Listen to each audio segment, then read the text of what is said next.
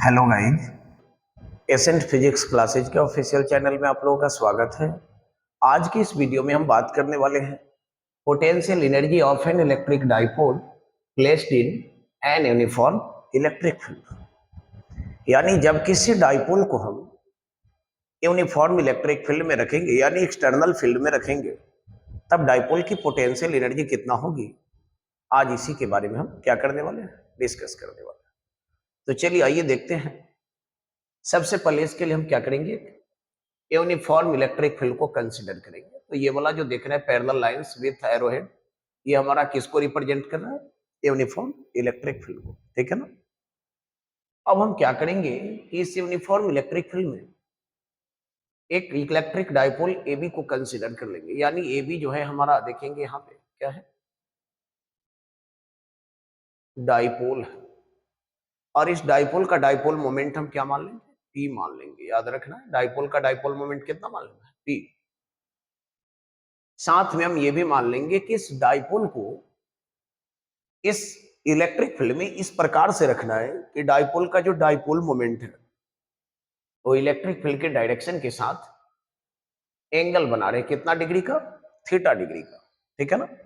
तो देखिए dipole moment की डायरेक्शन जो होती है वो निगेटिव टू क्या होती है, पॉजिटिव चार्ज होती है। तो फिगर में आप देख रहे हैं कि डाइपोल तो हमारा ऑलरेडी सिस्टम होता है दो इक्वल और अपोजिट चार्जेस का।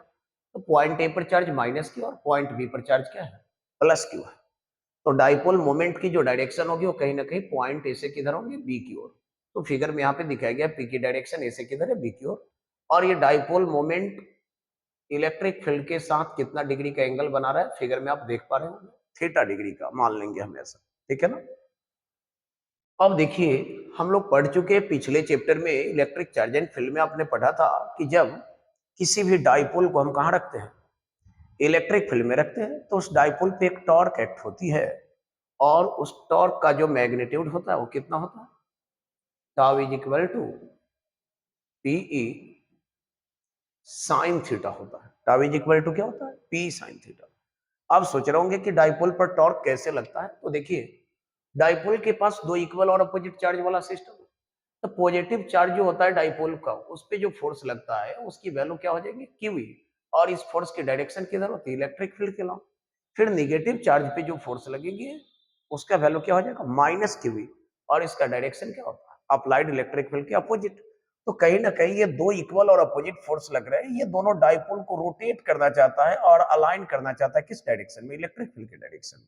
जिसके वजह से ही डाइपोल एक टॉर्क को एक्सपीरियंस करता है। और वो टॉर्क का वैल्यू दिया जाता है tau is equal to P sine theta. जहां पी हमारा डाइपोल का डाइपोल मोमेंट रहता है, ई इलेक्ट्रिक फील्ड का स्ट्रेंथ रहता है, और थीटा डाइपोल मोमेंट और इलेक्ट्रिक फील्ड ये दोनों के बीच का हमारा क्या रहता है, एंगल रहता है। ठीक है ना। तो अब देखिए, मान लेते हम कि डाइपोल पे जो ये टॉर्क लग रहा है, ये टॉर्क कहीं ना कहीं डाइपोल को अब क्या करेगा, रोटेट कराने की कोशिश करेगा। किस डायरेक्शन में, मैंने आपको समझा, इलेक्ट्रिक फील्ड के डायरेक्शन में। यानी कि आप कह सकते हैं क्लॉकवाइज डायरेक्शन में। इस तरह से देखिए, क्लॉकवाइज डायरेक्शन में कहीं ना कहीं क्या करना चाहेगा ये टॉर्क, डाइपोल को रोटेट करना चाहेगा। तो मान लेते हैं कि यदि डाइपोल इस इलेक्ट्रिक फील्ड में एंगल डी थीटा के थ्रू रोटेट हो रहा हो, जैसा कि समझिए डी थीटा के थ्रू, कहने का मतलब हुआ कि डाइपोल का जो ये पोजीशन था ये इस तरह से हो गया डाइपोल का पोजीशन।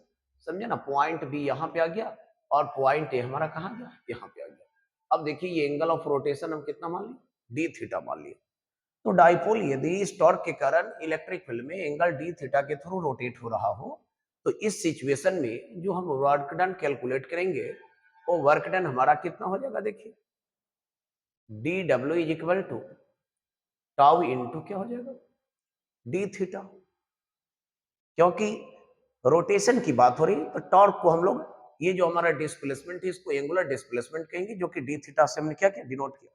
तो टॉर्क को यदि हम लोग मल्टीप्लाई कर देंगे एंगल डी थीटा से, तो डी थीटा के थ्रू डाइपोल जब रोटेट करेगा इलेक्ट्रिक फील्ड में तो कितना वर्क डन होगा ये हमको पता चल जाएगा।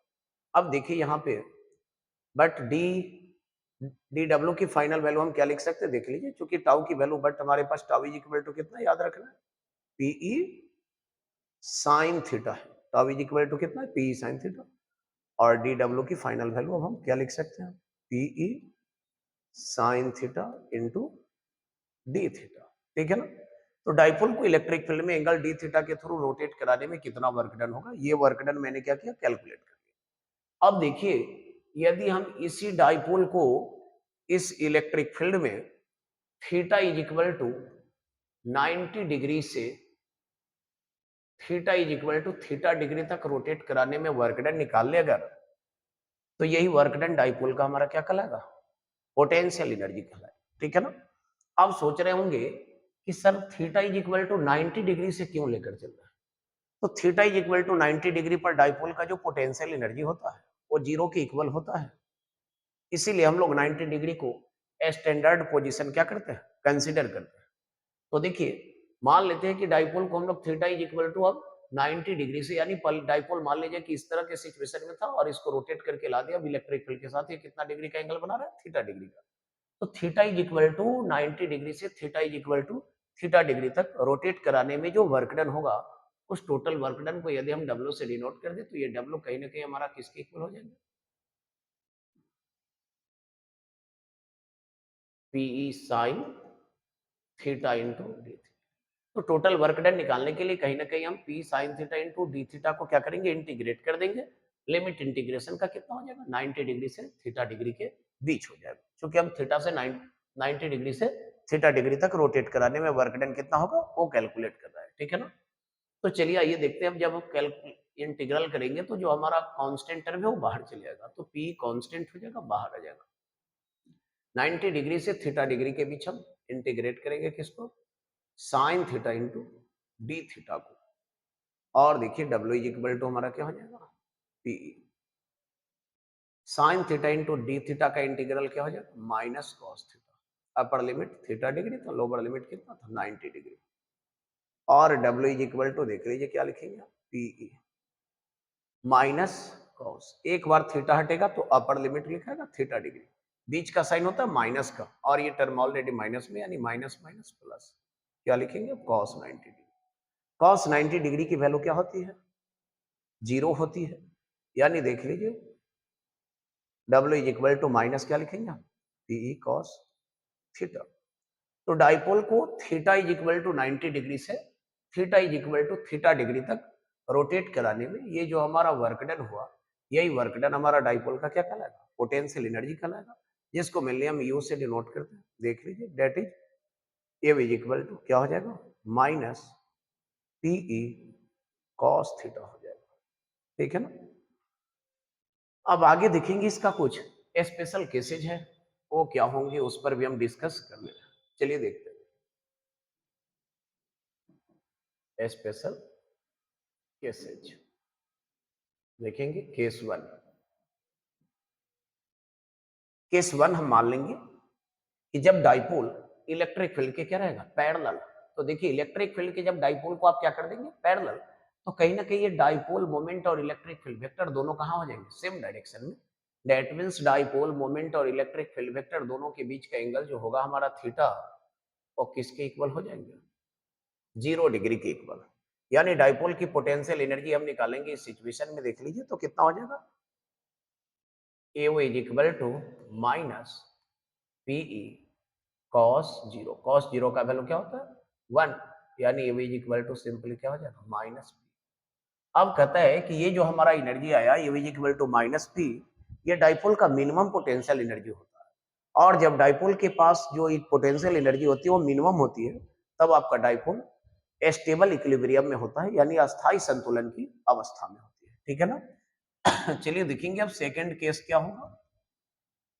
केस सेकंड हम मान लेते हैं कि जब डाइपोल हमारा इलेक्ट्रिक फील्ड के परपेंडिकुलर होगा, तो देखिए कहीं ना कहीं अब डाइपोल इलेक्ट्रिक फील्ड की जब परपेंडिकुलर होगा, तो जो हमारा डाइपोल मोमेंट होंगे पी और इलेक्ट्रिक फील्ड वेक्टर, और दोनों के बीच का एंगल हमारा किसके इक्वल हो जाएंगे, 90 डिग्री के इक्वल हो जाएंगे। ठीक है ना। क्योंकि देखिए अब पॉइंट ए यहाँ आ जाएगा और बी यहाँ, यानी पॉजिटिव चार्ज, पॉजिटिव कह रहे सॉरी, नेगेटिव चार्ज यहाँ और पॉजिटिव वाला ऊपर चले जाएंगे, तो फिर डाइपोल मोमेंट की जो डायरेक्शन होगी वो तो नेगेटिव टू पॉजिटिव, और इलेक्ट्रिक फील्ड इधर है, तो दोनों के बीच का एंगल कितना, 90 degree. That is potential energy हम निकालेंगे, तो E इज इक्वल टू हमारा क्या हो जाएगा, माइनस पीई कॉस 90। और कॉस 90 की जो वैल्यू होती है वो कितना होती है, 0 होती है।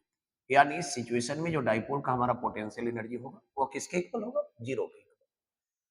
चलिए आइए देखते हैं अब केस थ्री क्या होगा।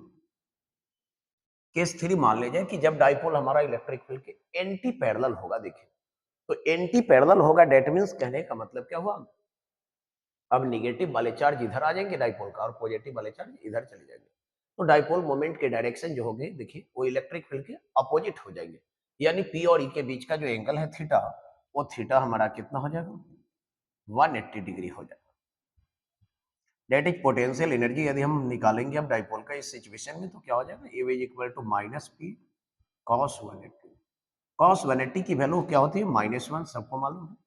और ये is equal to minus minus अब क्या हो जाएगा, पी। तो ये जो डाइपोल का एनर्जी है ये मैक्सिमम पोटेंशियल एनर्जी होता है डाइपोल का। और जब डाइपोल की जो पोटेंशियल एनर्जी वो मैक्सिमम होती है तो डाइपोल आपका अनस्टेबल इक्विलिब्रियम में यानी कि अस्थायी संतुलन की अवस्था में होता है। तो आई होप कि ये वीडियो आप लोगों को अच्छा लगेगा। आप इसे ज्यादा से ज्यादा लाइक और क्या करें, शेयर करें। मिलते हैं हम फिर अगले वीडियो के साथ।